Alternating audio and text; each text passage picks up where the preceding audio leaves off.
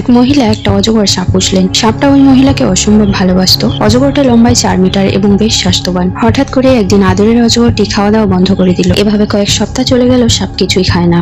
আদরের সাপের এমন অবস্থায় মহিলা দুশ্চিন্তায় পড়ে গেলেন। উপায় বুদ্ধি না পেয়ে শেষমেশ সাপটাকে তিনি ডাক্তারের কাছে নিয়ে গেলেন। ডাক্তার মনোযোগ দিয়ে সব শুনে জিজ্ঞেস করলেন, সাপটা কি রাতে আপনার সাথে ঘুমায়? মহিলা উত্তরে বললেন, হ্যাঁ। ডাক্তার আরো জিজ্ঞেস করলেন, ঘুমানোর সময় এটা কি আস্তে আস্তে আপনার কাছে ঘেঁষে আসে? মহিলা আবারও বললেন, হ্যাঁ। ডাক্তার আরো বললেন, তারপর আস্তে আস্তে আপনাকে চারপাশে পেঁচিয়ে ধরে? মহিলা বিস্মিত হলেন এবং জবাব দিলেন। তখন চিকিৎসক বললেন, ম্যাডাম, সাপটি আপনাকে জড়িয়ে এবং চারপাশ থেকে পেঁচিয়ে ধরে কারণ এটা আপনার মাপ নিচ্ছে, নিজেকে প্রস্তুত করছে আপনাকে আক্রমণ করার জন্য। আর হ্যাঁ, সে খাওয়া দাওয়া বন্ধ করেছে যথেষ্ট জায়গা খালি করতে, যাতে সহজেই আপনাকে হজম করতে পারে। এই গল্পের মোরাল হচ্ছে, আপনার চারপাশে হয়তো এমন অনেকেই আছেন যাদের আপনি কাছের মানুষ ভাবেন, যাদের দেখে মনে হয় আপনাকে তারা অসম্ভব ভালোবাসেন, কিন্তু আপনি জানেন না আপনার ক্ষতি তাদের প্রধান উদ্দেশ্য। আমাদের সমাজে এখন এমন সাপের অভাব নেই।